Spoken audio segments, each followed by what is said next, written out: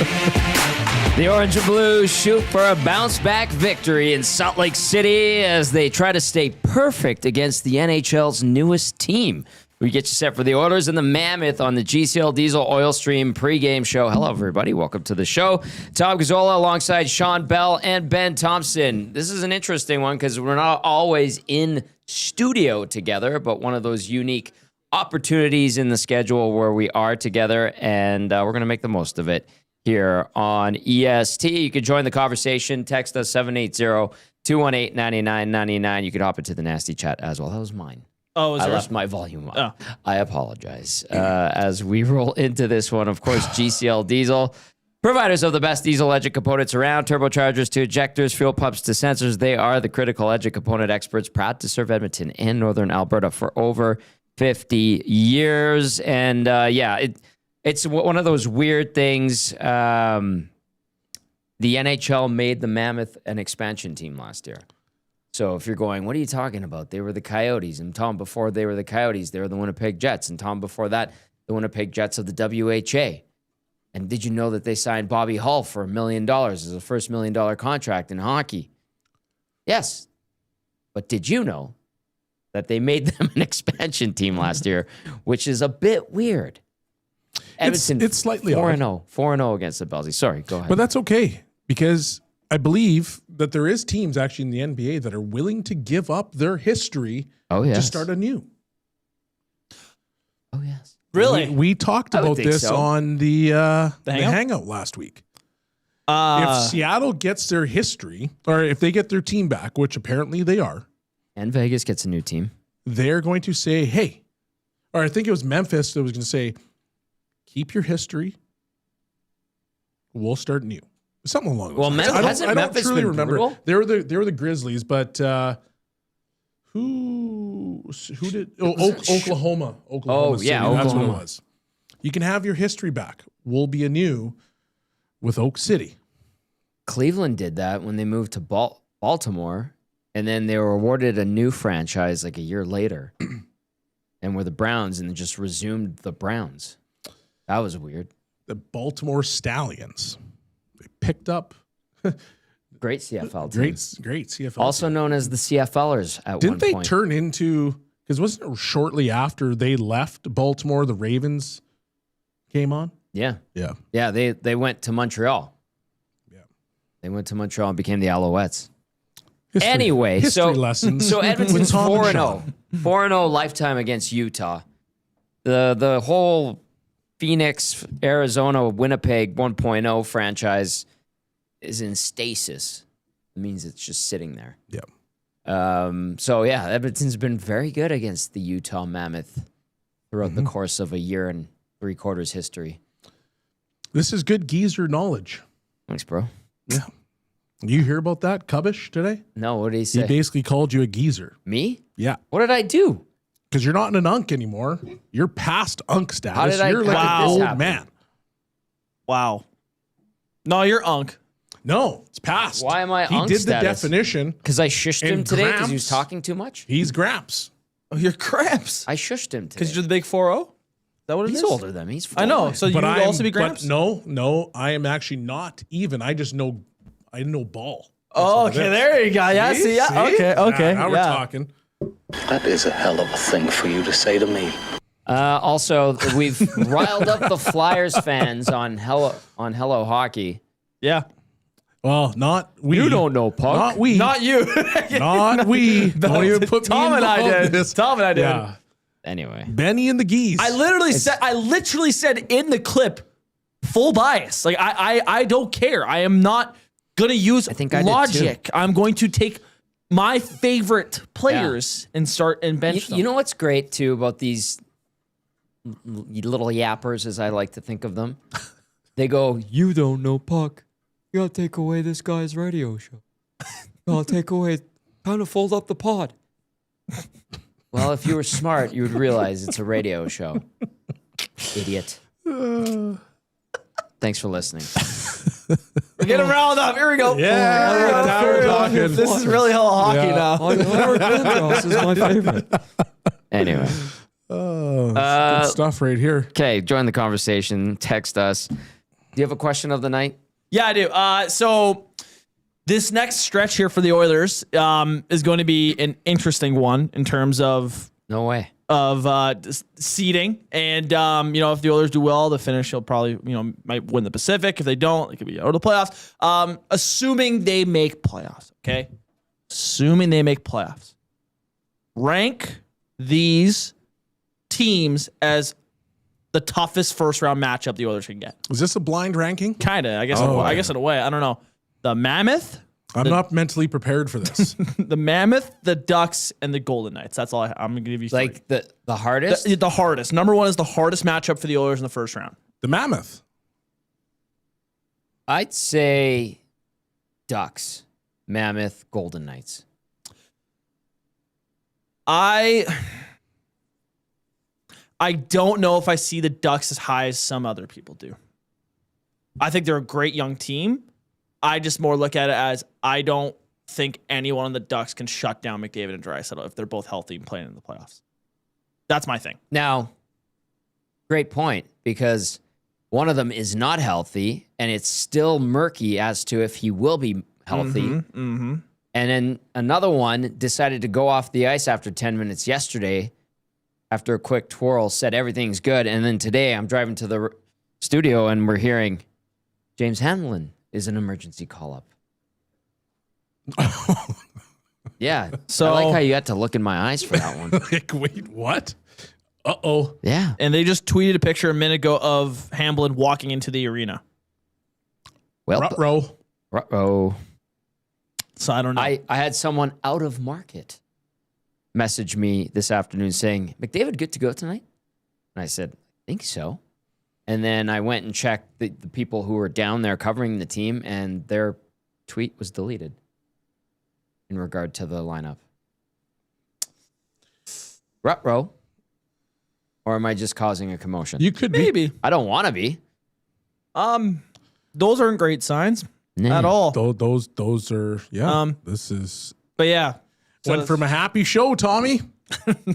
Why can't To a we be doom and happy gloom regardless? We can be happy. Yeah. So I'm in this hypothetical question. McDavid, Draisaitl healthy. What's this? What's the hardest matchup? But for tonight though, yeah, that's. I already wasn't very confident going into tonight for this team. Mm-hmm. One, they're throwing their. I'm not even going to say what I was going to say. Goalie in net. Backup goalie in net. And they've lost 2 straight, and they're playing a pretty good Mammoth team. They're missing Draisaitl. Might be missing McDavid. This ain't looking good.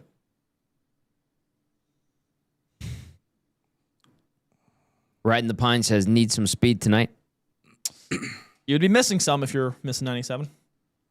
Maverick. Missing a lot. Yeah, Maverick says, I'd go Vegas, Ducks, Mammoth in terms of hardest to easiest matchup for the first round for the Oil.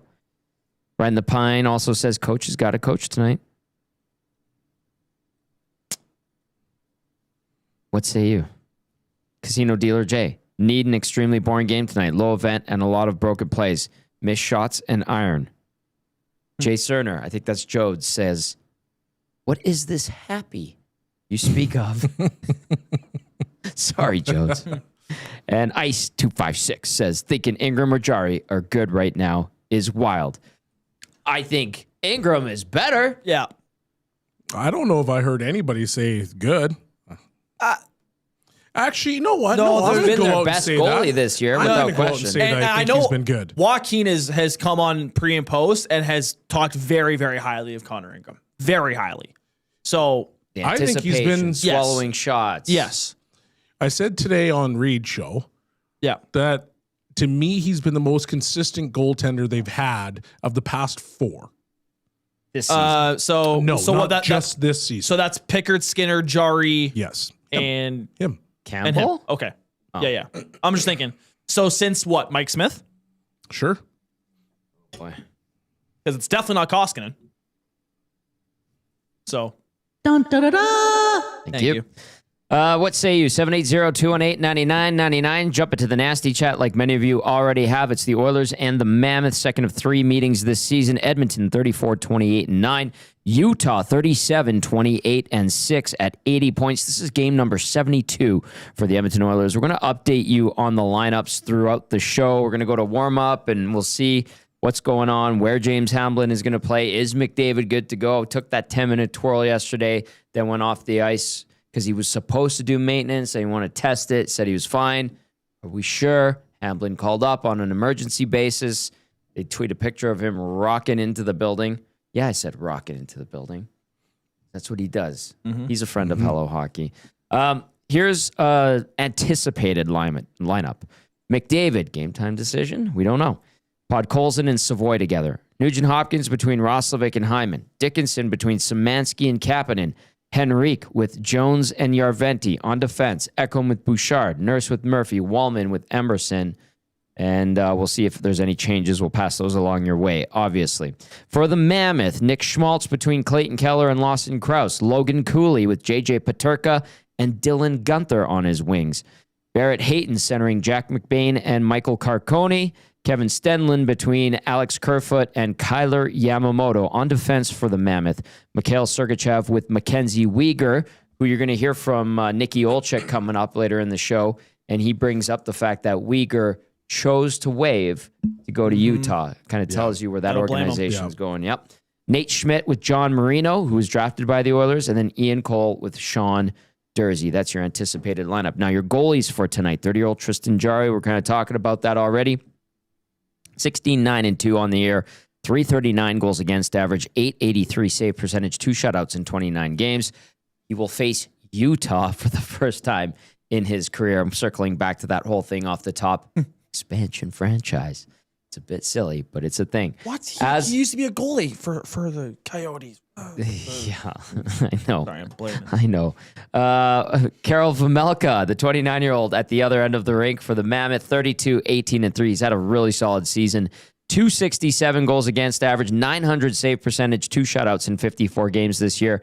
Vejmelka versus the Oilers when he was a member of that other franchise, the Coyotes. That one. And as a member of the Mammoth/Utah HC, which was a dumb name, 1-5-1, 485 GAA, 859 save percentage in 7 games against the Oilers in his career. Any thoughts on lineups before we dive into the Say the Reed Medicine report? Not really. Well, yeah, it's all. Yeah, it's going to be all. It's totally dependent on what happens. Yeah. Interesting stat though. Before you get into it, tell me. Just based on goaltending. Yeah. Sportsnet Stats came out with something. Oilers are 24-3-2 this season when they have 900 save percentage or higher from their goalies in a game. 23-4-2. 24-3-2. Which in this NHL is above average goaltending nowadays. Yes. So if you look at the numbers, that's very true. Yes. 890 seems like to be the 24-3-2. Mm-hmm. So they've out of 71 games have had a 900 save percentage 29 times. That stinks. That does stink. Yeah, that's not great. Great record when you get it. Unbelievable. Just gotta get it. I don't want to bury them. But no, but that's like, great stat. There's Why haven't they done it more? We could tell you, but do you have all day? Let's get into the Say the Reed Medicine injury report. Connor McDavid's got a team of specialists. You've got a bag of frozen peas. Get the same locker room approach trusted by the best in the game at Say the Reed Sport Medicine. Book your assessment today at www.saythereedsportmed.ca or call 780-460-9977 for Edmonton, which we know of with certainty. Draisaitl, LTIR, lower body. Trent Frederick, undisclosed. Colton Dock, upper body. Curtis Lazar, IR arm. He's getting close. Talked to Laser on Thursday. And then Matthias Janmark, done for the year with that shoulder injury. Utah, no injuries, boys. Healthy. Wild. Good for them. That is the Say the Reed Sport Medicine injury. They got to be one of the only teams that's in a playoff spot that isn't missing someone. Yeah. I feel like this whole year has been I feel like it's very rare. Banged up guys because of the condensed schedule for the Olympics and all that stuff. I think this is pretty rare that team's fully healthy. Lucky. Yeah. Lucky. Let's see what we got before we dive into game changers here with Bellsy. Vincenzo. Buongiorno. Says, good evening, boys. Hoping for a big win tonight. Let's hope Jari can hang and get some confidence. Yes, let's hope. Taco says, what are the chances that the Oil play themselves out of the playoffs? Things are pretty tight in the division. Some of the games coming up are 4-point games. It's a possibility, Taco, but we want to keep positive thoughts and manifest those. Yeah. Is that fair? Yeah. Would you like to add something? You're giggling over there. Well, What's got you no, I laughing? just saw another comment that I just laughed about. I don't really want to read it, but it's kind of funny. Go ahead. From Jace, McDavid saw Jari was in net and decided a night off of rest was a better option. Okay, that is. Like I said. Oh boy. Yeah. Okay. Joe says, here's an idea. Don't scout injury-prone players. Well, last year, the Oilers picked up a couple of them. Frederick. Wallman. Wallman. No, Wallman was okay. But Regula. Yep. Roby Yarventi was recovering from knee surgery as well. Him too. Yeah. It's I don't know. There's quite there's a lot to critique on this management for who they've picked up. I mean, you were saying it on, I think it was it Hello Hockey or Pre and Post, where it's like, stop with this small skilled winger guys that you're grabbing. Yeah, that was on Pre and Post. Yeah. Go get some meat.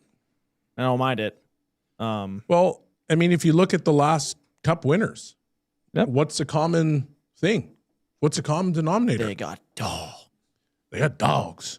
But they also have guys with size that can play in the trenches. That's what this Oiler team's missing. And I know Reed mentioned it today on his show. Like, there's 4 or 5 guys that are out of the lineup that are probably going to add a little bit of, sandpaper to this team. But at the same time, you still have gone out of your way to get guys that are smaller. And it's not disrespectful to those particular players, like Arvidsson, for example. Yeah. When he came here, he was fairly highly touted. Yeah. But at the same time, like, it's not what you need. Yeah. The Oilers need to get bigger. They need to get faster. They needed to get younger. It is what it is. So. Yeah. I mean, how many of those guys are on this Oilers team right now? Exactly. Like, I understand the talk around Trent Frederick, but ideally he was supposed to be a guy that was supposed to do that. Mm-hmm. I guess Colton Dock did that in the 2 games that he played where he got hurt. You mean in the 5 minutes he got? Yeah. Well, that Janmark played with a little bit of sandpaper. Yep. No offense. I understand that, but at the same time, here I am besmirching him, and you guys are defending. I know. What has happened? I've always stood on the side. I have no problem with no production from Matthias Janmark as long as he's good on the PK. Yes. And is a solid 8 to 10 minute player. Like, that takes a skill to be able to be impactful in 8 to 10 minutes in a hockey game. I had no problem with him in the lineup personally. I didn't get the hate. Yeah, I fully agree with you. But everybody wants points. That's what it is at the end of the day. And the Oilers need players that will stop people from scoring on them. Mm-hmm. So, yes, I get the no production piece, but are you impactful in other ways? And I think he was. Yep. Totally fair. Let's go into game changers now. Brought to you as always by Damon Bunting Real Estate. Damon Bunting, consistent top producing realtor in the greater Edmonton area for almost 20 years, community driven. He understands what it takes to make a difference in our city. Check him out, DamonBunting.com, or visit his Instagram at Damon Bunting Real Estate. Bellsy, number 1. Find your form, Jari. Find your form, Jari. He got into a game against Colorado Avalanche when, after McKinnon, drove through Ingram. And in that 15-minute stretch that he came in and played, I think everyone around the city was kind of sitting back and saying, oh, wait a second. Did Jari refine his game? Did he find his game? And there was a little bit of optimism around that, because then if he could consistently play the way that he did within that 15 minutes, and once again, I understand it's 15 minutes, but the way he played. Oh, against Colorado? Against Colorado. He got 20 minutes and 26 seconds, I think it was. 36. He 36, kept that Colorado at bay. He made big saves. He was calm and composed in the net. Mm-hmm. If you have that version of Jarry, I think the Oilers are in a better situation than if you get the version of Jarry that we've seen in the last 3 or 4 starts that he's made, 5 starts. He got dinged up for 7 against Dallas. Against Dallas. His last time out. That was kind of the game they gave him. Okay, all right, you had a good third period, close out a game against the best team in the NHL. Here is, another very good team here. Mm-hmm. Let's make sure Ingram's good. Mm-hmm. And here you go. And didn't go very well. Mm-mm. And if the Oilers are going to, it did not go very well, but if the Oilers are going to go anywhere in the playoffs, and this is just my opinion, but I don't think they're going to be able to just ride Ingram the entire time. I think it's going to have to be a tandem, similar to what happened with Skinner and Pickard. There's going to be times where, hey, my game or Ingram's game comes back down to earth a little bit. Then you need that other goaltender to go in and give you quality minutes. Yeah.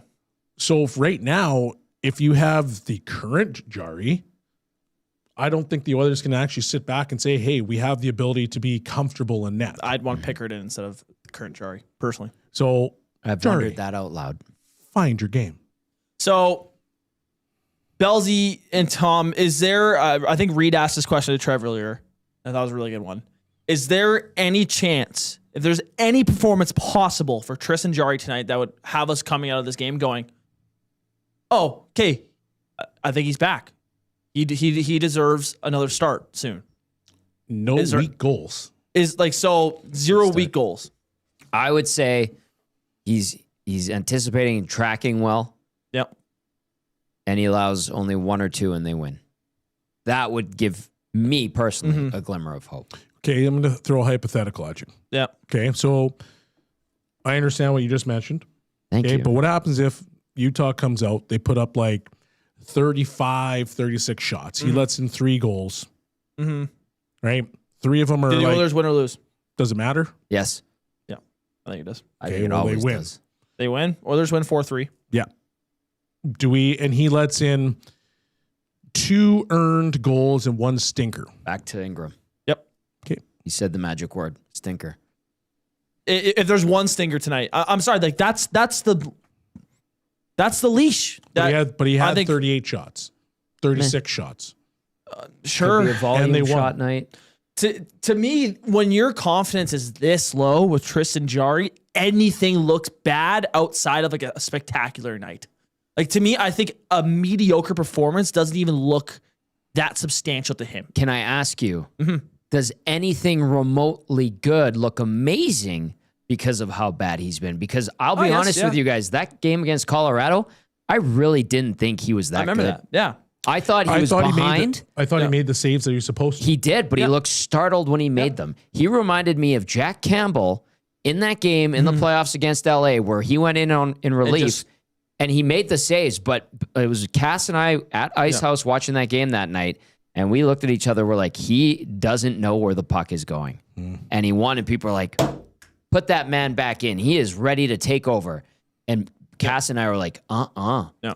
And I'm kind of at that point with Jarry right now. Because, I mean, and history would say like that is a proper way of thinking about this because like he went back, played against Dallas, and looked like the Jarry that we saw the games before then. That's why it's concerning. It's very much an outlier, that Colorado game. The one devil's advocate that I would throw at you, and it would be, the whole team looked completely different in that Dallas game. So it was almost like he was being thrown to the wolves a little bit. Yeah. Because based on what you saw in that Colorado game versus what you saw in the Dallas game, exact it was same type of play. Completely different teams. 100%. From the team, yes. Yeah. From the 100%. goaltending, I was not surprised it went that way. I'm not surprised either because he was thrown to the wolves because the team just bye. The Colorado game, Oilers were up in that third period. They played very well that game. And they played well. And you could tell that they had momentum and they were like, okay, we got to close this game out. And I think it allowed them, even with just Jarry in net, like he made some big saves, but he didn't make any ridiculous saves, right? Like they weren't like, you didn't have to bail them out necessarily. The Dallas game, it's completely, fresh slate, and you're seeing the Dallas Stars score 2 weak ones to start off the game. It was 4-0 after the first or something. 3-0. We were at 170th BP. Yeah, BP. Yep. Party was done after that. Yep. And I think the team looks at that and goes, okay, like we can't trust this guy. Yep. Like Ingram got us to that point against Colorado, but we can't even get there if Jari's going to let in some stinkers in the first period, like right off the bat. Yep. So it's a completely different game in those situations. So I'm curious to see if, a fresh slate today against the Mammoth, a team, good, but I think when the Oilers are playing their best, they should beat the Mammoth. And let's just see if he gives them the chance. Mammoth points in 7 of their last 10, 5-3-2 is their record in that stretch. 4th in the Central Division. Couple comments here before we go into point number 2 of Game Changers, brought to you by Damon Bunting Real Estate. Evil Twin, I agree with you on this one. You're not quote unquote back after one good game. Totally agree. Yes. And then thank you, Colin, for backing me up on this. Appreciate it very, very much. I think the only way that I am sitting on the postgame show and going, okay, maybe he needs a couple more starts is if he has a ridiculous game tonight. One where he's tracking the puck well, seeing everything. I just said that. No, I know, but maybe gets a shutout. That's the only way on the postgame show I am sitting here talking, okay, maybe he deserves a couple more starts. I think that's it, though. Like anything past that, it's Ingram's net, man. All right, let's move on. Point number 2 here on Game Changers with Belle Z. No more games. No more games. I mean, if you look at the schedule right now, or the standings, rather, for the Oilers, it's getting tighter and tighter. And right now, you're 3rd in the division. You've got 77 points. Los Angeles Kings, who would be the next team to then push into, that particular spot, top 3 spot, has got a game in hand, and they're only 4 points back. Yeah. There's a number of games that they have that are 4-point games. And so if you're the Edmonton Oilers, you don't have time to wait anymore because you've kind of pissed away a bunch of games. Yes. And so you go into this game and you walk out lackluster and you lose today, things can get very tight in a hurry. And so you can't have any games. It's time that they start playing the right way, playing hard, and making sure that it's a playoff push, not just, hey, it's the middle of the regular season, we're just trying to get through it. No more games. No more games. No more drama in our lives. No, there will always be drama with this team. That's just the way it is. It's the nature of the franchise. The Oilers play the Kings one more time this year in April. Just a quick reminder. Lots of 4-point games coming up on the schedule. Just to add to that, though. Yes. Sorry. No, it's okay.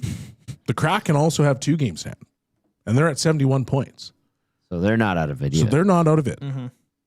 San Jose has got 3 games in hand, and they're at 70 points. Not out of it either. So this race is going to be tight.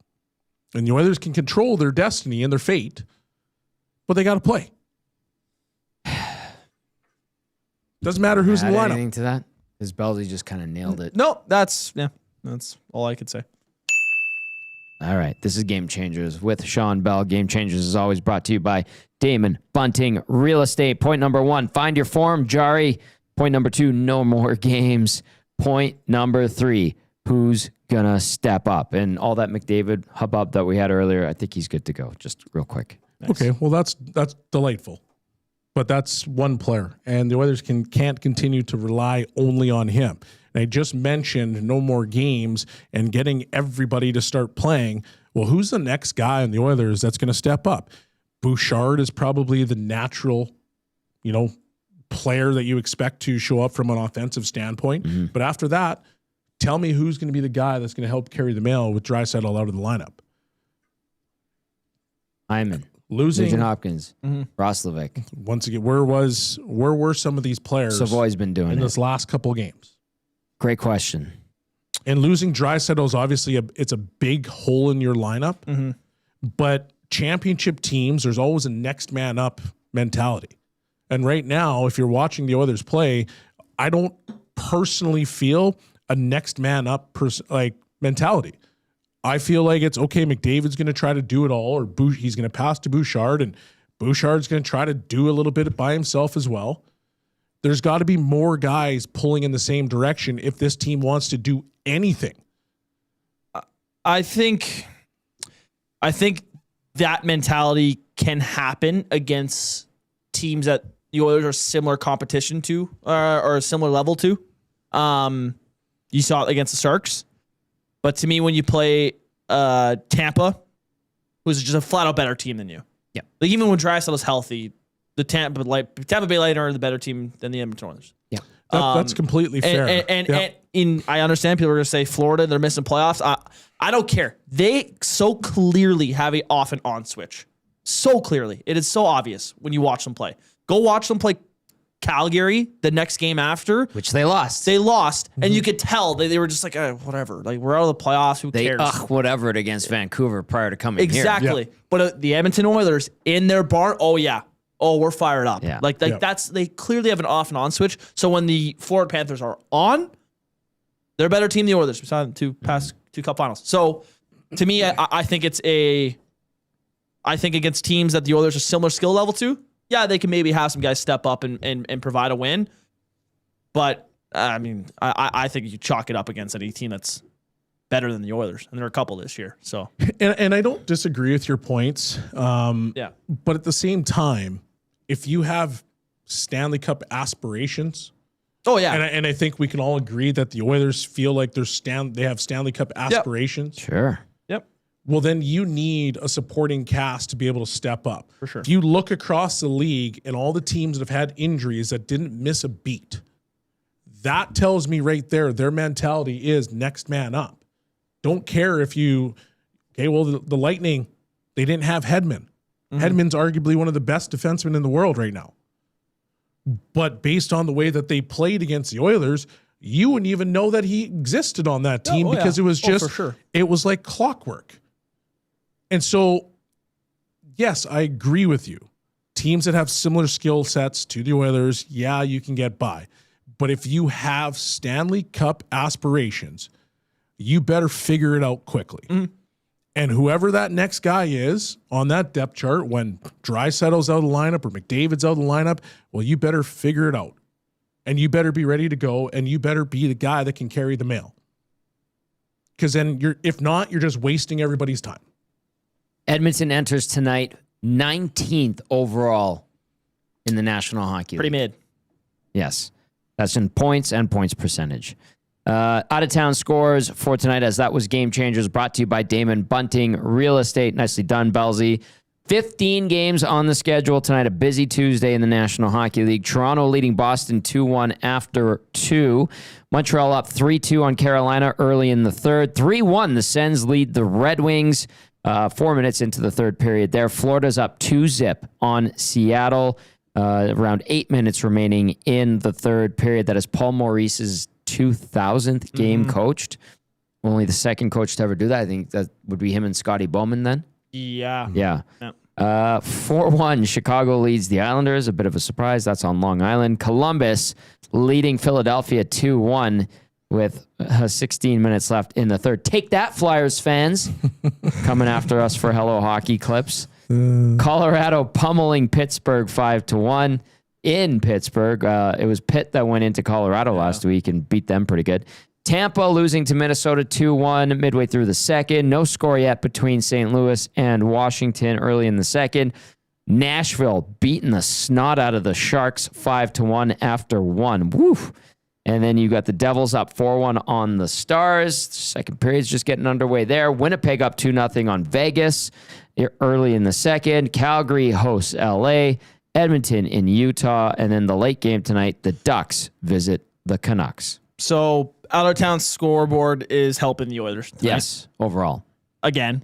Well, the other day it really didn't. Well, yes, Sunday. Sunday was bad. Sunday was bad. Yeah, especially with the Ducks coming back to beat Buffalo. Yeah. But yeah, Vegas losing. Preds and Sharks they're kind of similar. They're both kind of competing for a wild card spot. So that's kind of a trade-off. Seattle losing. You hope that Calgary beats LA tonight. You hope the Canucks beat the Ducks. I don't know how confident you are in that, but scoreboard is helping the Oilers tonight. Yeah. Blues just took the lead on the Caps, by the way. 1-0. Jimmy Snuggerud. I know all of you Blues fans out there really care. You're welcome. All right, let's get into your game day odds check, brought to you by Play Alberta. When you play in Alberta, it stays in Alberta, safe and secure. The revenue generated from Play Alberta is redirected into Alberta's General Revenue Fund, which is used to support programs and services that Albertans rely on every day. The money line, it's Utah at minus 133. Edmonton was at plus 114. They're dogs against Utah today. Dogs. Ow, ow, ow. And then the over-under set at 6.5. The over minus 127. The under minus 104. I'm just going to double check because I know the line moves a little bit, but I checked it. I was doing this an hour ago, and maybe it moved a little bit. Let's take a quick peek. And the Oilers still, well, they're plus 115 now. Utah has moved to minus 135 favorites. So there you go. Oilers still dogs. Ow, ow, ow. That's your Play Alberta game day odds check. All right, Bellsy, before we go to Nikki Olczyk in about 2 or 3 minutes, anything else you're seeing via the nasty chat or the inbox that you want to hit on? I don't really see a whole lot. I think just people are, they want to see a good game. It's, and I get it. Mm-hmm. It's been a little bit frustrating over the last couple games here. I hope that they come out with a solid effort. And I don't just mean from an offensive standpoint where, they're skating all over the ice. Like, I'd like to see a little bit of structure in their game. Better structure, especially after McDavid's comments after the last game. Yep. How did you take those comments? I don't know. I'm still trying to like digest them, and I think they were made out to be bigger than what they really were. Do you though? Yes. Okay. Yeah. It's not the first time it's come out of his mouth. This year, do you blame him? Do you blame Leon for getting upset? I don't. Well, here's the facts. It came up at the end of playoffs last year. So that was the first time it reared its head. And now you've had 2 more times over the course of this year. Do you honestly think it was nothing? Well, it clearly means something, but I don't think he was trying to slight his coach. No. I think he was trying to give a compliment to a good team that just beat them, outplayed them. Okay, here's a compliment. Outcoached them. Okay? Here's a compliment. Okay, go. Yeah, that's a good team. Great team over there. They got good coaching, and they got some really good players. Yeah. That's the standard. Great team. Yep. It came out weird. Very weird. And I will say this, I think from me reading the quote that was from Rashog's tweet to then listening to McDavid, I think the tone was a little bit different. Yeah. Absolutely. It didn't, to me when I'm watching Connor, it didn't look like he was trying to rip Knobloch. Because I don't think McDavid's the type of guy to go and just hang his coach at the dry to the media. Like I don't think that's the what he would do. To echo what you were saying a little bit earlier. Yeah. Oilers released a video of the guys going off for warm up. Hamblin's taking part in warm up. Okay. So they're not sending him down before the game, or I don't know on if the they emergency recall. Yeah, the Reed emergency was giving recall. us the scoop yeah, on that, so he looks like he's out there for warm up, and McDavid was out there leading the pack out. So it looks like he'll play. Mm-hmm. But Hamblin is taking warm ups. So I don't know if I missed someone that was in this video here. Or no, tweet out.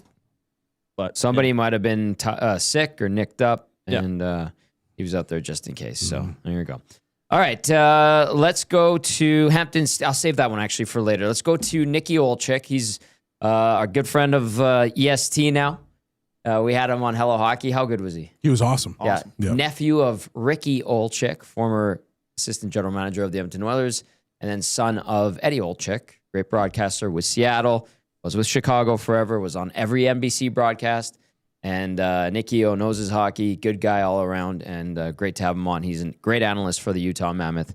Let's go to that from earlier today. Always pleased to be joined by this gentleman out of Utah. It is Nick Olczyk, who is a Mammoth analyst and becoming a friend of the station, which we appreciate very much. Nick, I know we had you on Hello Hockey a week and a bit ago, which was awesome. Great insight into the Mammoth and what kind of franchise they're evolving into. And a team that is soon a playoff contender or a team that's going to be in the mix. So get us up to date on what's going on with the Mammoth in a very tough Central Division. Tommy G, the feelings are mutual, buddy. Thanks for having me on again. I guess I passed my first exam with you and Bellsy there on Hello Hockey. Mm-hmm. So always great to be with you. And chatting to the fine folks up in the great province of Alberta. I think for the Mammoth right now, going into this game tonight, this is another one of those big games, and the playoff cut line right now is at 73 points in the West, and things have never been tighter. And I think for the Mammoth right now, there really is a supreme confidence in this group. They've had to rely a lot on their veteran guys that have won Stanley Cups. You think about Ian Cole, you think about Mikhail Sergachev, guys that have been around, that have been in the league for a long time and know what it takes to win. And so they've had to lean on those guys. But at the same time, their top offensive players have been the guys, whether it be Clayton Keller coming through with clutch goals or Dylan Guenther. He's been a menace on the power play his whole career, and especially this year too. Yep. But I think overall right now is that this team understands the moment, and they know that they are on the cusp of doing something very special. And I know I'm biased, but to see playoff hockey here in the state of Utah, just get ready for that, because it is going to be an amazing spectacle, as obviously everybody out there in Edmonton knows, with the unbelievable deep runs that the Oilers have made here lately. But I think when the Mammoth are playing at their best, they're as fast of a team as there is in the league. And I'm not just talking foot speed, but moving the puck and transitioning, because in terms of their defense core, they have some really mobile D that can get up and go, whether it's a Mackenzie Weegar, who obviously had a lot of years in Calgary, or Mikhail Sergachev, who's got offensive flair, Sean Dursey, Nate Schmidt, John Marino. This is a really strong D core that can quickly turn defense to offense. And so I think especially lately, that's been a real key to their success. But currently sitting at 80 points, the Mammoth have put themselves in one heck of a spot. Yes, they have. And a lot of young talent up front. You mentioned and outlined a couple of guys. Clayton Keller, we knew from his time in Arizona, obviously becoming a superstar there. But a guy that people are familiar with in Edmonton is Dylan Guenther and his time as an Oil King. Excellent WHL player. No surprise he's having success with Utah and developing as expected. And he got a nice contract from the Mammoth as well. What can you tell us about Dylan Guenther, the NHL player, as opposed to people that maybe just remember him as an Oil King? Yeah, well, look, he has done one thing at every level, and that's scored a boatload of goals. And that has not changed at all, of course, in the National Hockey League. And he is on the cusp right now of hitting the 40-goal mark. And I really believe is that he will be a perennial 40-goal scorer. And it's not just the wrist shot. It's not just the Ovechkin spot on the power play where he has scored a ton of goals from in terms of his tremendous one-timer. But he, at the beginning of the year, was asked by the media, well, what goals are you setting and for this season? And one thing that he had mentioned was wanting to get to the inside more. Scoring more goals from the inner slot around the crease. And so far, his numbers have doubled in those areas. So not only saying it, but going out and putting it into practice and having a willingness of instead of curling up and shooting from the outside, which he's elite at, sometimes taking the puck right to the rack and not deterring from playing in those high danger areas. I think that has been a real key to the goal scoring prowess this year. And I really do think he will be a 40-goal guy every single season. And look, the shot's great. He's got a really whippy stick, 77 flex. So that's it. It doesn't need a lot of time to be able to just flick the wrist and all of a sudden it's into the back of the net. I think he scored one goal this year at 90 miles an hour. So it's not like he's shooting at 100 miles an hour. It's the quickness of the release, as many people that have watched him know. But I think Tommy is the foot speed doesn't get enough credit. Yeah. And it's the feet and the mind that put him in the right spots to then unlock that shot. Right. He's not just skating up the ice aimlessly and shooting, and it's a great shot, and he just relies on his arms and his biceps and his triceps to let the shots go. No. It's the feet as well as the brain that he always seems to be in the right position. He has a knack for when there's a battle, when there's traffic, he pulls away, finds some open space, so that way when the passer does get the puck, he's put himself in a heck of a position to be able to one-time the puck or catch it, shoot it, and try to catch the goalie off guard. So he has quickly become such a dynamic offensive player and very unpredictable to the opposition, which all the league's best goal scorers are. Nick, he sounds cerebral. Like he just has that ability. That's a great breakdown. I think people around here jealous and then go, yeah, that was the guy that they had with the Oil Kings for a bunch of years. Okay.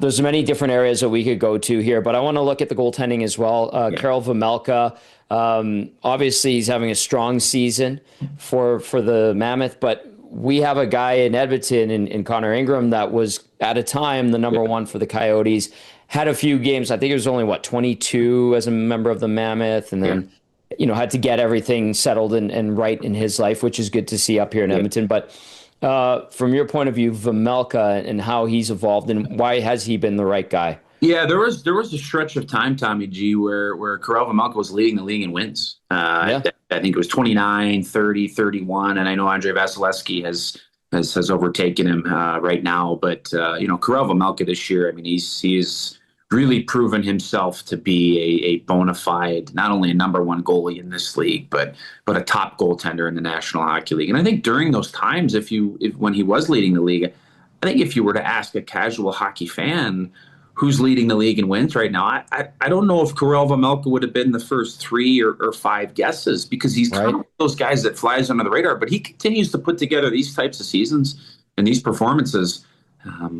He's going to continue to grow his stock and very much become a household name among all hockey people. And look, anybody that watches the game, anybody that keeps up to date, they have a pretty good grip on what a great goaltender he is. And 2, he's playing behind a very strong defense core. It's not just the D, it's the forwards too, having a real commitment to defense here in Utah. And it's one of the non-negotiables under head coach Andre Tourigny. You don't play defense, you're not going to play. Yes, some of the top offensive guys have a much longer of a leash. Yeah, it happens. Yeah, right. But I think that Karel Vejmelka would be the first guy as well to compliment. If you were to ask him, why have you been so good this year? I think he'd be the first guy to compliment the boys in front of him and how they committed to play the defensive side of the game. And look, you guys know this.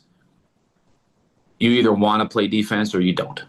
It's very clear. It's very obvious. The video never lies. And so whether it's block shots, whether it's backtracking, back checking, as soon as there's a turnover at the offensive zone, blue line, or in the O zone, like this team has a real commitment to come back. And so I think with that being said, is that there have been long stretches this year where Karel Vejmelka has not only had stellar play, but he really hasn't let in the bad goal. There has been some instances this year where there's been ones that he's wanted to have back, but the guys in front of him, they don't let that take the wind out of their sails. And so that's important. He signed a 5-year contract extension last year, just as Dylan Gunther ended up signing his long-term deal too. And so Karel Vejmelka's number is under 5.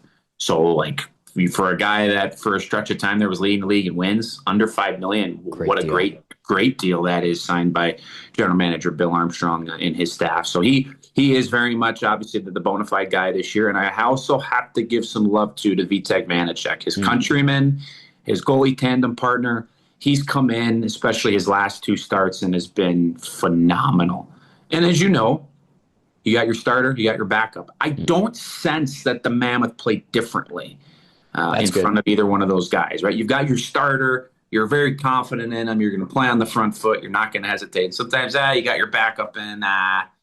You're probably going to err on the side of defense because if we give up a 2-on-1, it's probably going to go in. Not the case. I really think that there's the same amount of assertiveness that this group plays with, no matter who's in the net. So the goalie tandem has been very much a strength for Utah this year. And I will also say, great to see Connor Ingram back and having been through. He's been through a lot the last year and a half. Things that you wouldn't wish on any human on this earth. So hopefully he's doing okay mentally and in his personal and family life, and just great to see him back in the league first and foremost. Yeah, he's been the Oilers' best goaltender this year of the 4 that they've used. Now, Nicky O, let me go get a pad and pen to write some notes on this team defense concept, because I'll take those notes and I'll slide them over to the Oilers locker room. It's been an issue with them all season long, as Nick Olczyk joins us, Mammoth analyst, and talking about team strategy, systems, all that stuff, not to get too geeked out on it, but when you look at how the Mammoth are playing, and then I'll give you a bit of another theme that's been part of the Oilers season this year is struggling with an aggressive forecheck. The Oilers defense doesn't handle it well. Like I had kind of joked about the lack of support from the forwards has been an issue. It comes and goes, but is the premise of the attack from the Mammoth focused on like a quick checking, hard checking?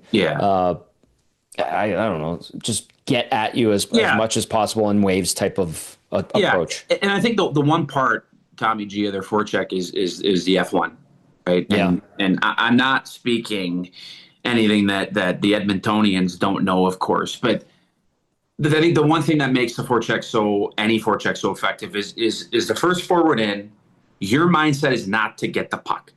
Right, like you're in there to create a battle. So if the D's going back on, and it doesn't matter if you're 6'4" Jack McBain, who is a ferocious forechecker, or you're 5'9" Kyler Yamamoto, who you guys are very familiar with from his days tearing it up with Connor McDavid. There is a non-negotiable, as I mentioned earlier, offensively too, is that when the puck goes deep and a D's going back, we're going to pound them, and you're going to create a puck battle. And then the next most important thing is the second forward. You can't be lackadaisical. You got to be up there in it, anticipating that there's going to be a 50-50 puck. And so the majority of Utah's forechecks, it's been grind and pound and make sure that second forward is in there quick enough to be able to retrieve that puck. And then as that third forward's going in, you're reading the scenario. Can you be a passing option in the slot? And if the puck does get turned over, you're high enough to be able to not allow an odd man rush and be the safety valve. And I will say, on scrums down low off of the forecheck, Utah's defensemen love to pinch. And I think that's a tremendous part of their game. Not just to force turnovers along the wall when the puck inevitably does move up that way from the original dump in or the original forecheck. But when they're deep pinch and the forward fills in, you get so much more zone time. And that has been a real key to Utah's offensive success this year. And you're not going to score every time you spend 30 or 40 seconds in the zone. But teams that don't love to play defense, you're going to wear them down as the game goes along, as a playoff series goes along. And so when I think about this team, the forechecking is certainly a strength. That second forward in after the first forward is able to create the battle. But then you've got the added pressure of the defenseman coming down. So even if you get through that first wall, you got a second wave and even a third wave to be able to get through. And I think so when the Mammoth are playing at their very best, it's the forwards and the defensemen working perfectly in sync, both in the offensive zone and in the neutral ice as well. Well, that type of forecheck tends to create struggles for Edmonton's defense and the whole five-man unit in its own zone. All right, we got the X's and O's out of the way. We'll see if the Mammoth can take advantage of an Oilers defense that has trouble with constant pressure in its own zone. You hint at something earlier that I actually wanted to ask you about, and that is when this Mammoth team makes the postseason, and you say, maybe Vejmelka flies under the radar, maybe Utah flies under the radar a little bit. If this Mammoth team makes the postseason, will it show the hockey world and sports fans in North America that, this is a great hockey market?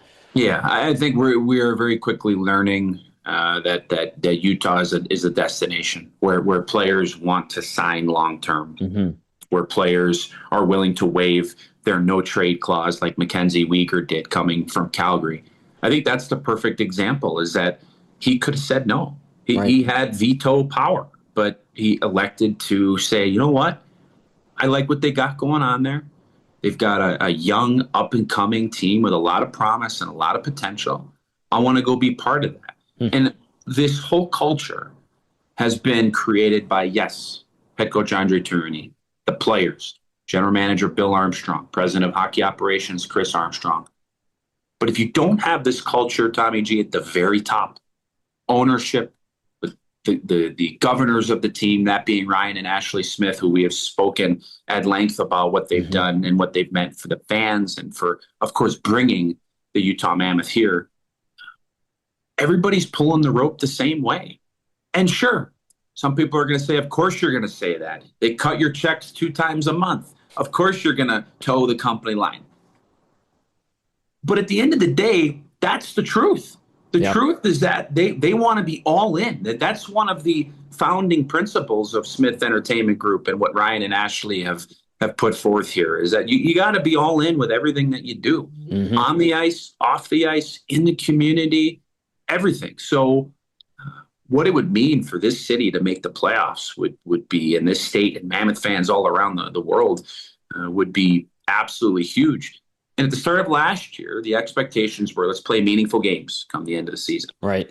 The expectations coming into this year were playoffs. And now they put themselves in a great spot. There's been peaks and valleys. It hasn't been a perfect year for the Mammoth, but I give them a ton of credit. They've relied on the leadership in that room, and they have allowed everybody to do their job to the best of their abilities. And when players feel confident, when they feel valued and appreciated and part of something special, I think that there is really something to be said for that. And it's almost kind of like you find another gear. You take on even more of a role and you want to do more. Yep. And we haven't even mentioned the Logan Cooley signing, the massive 8-year contract for $10 million a year.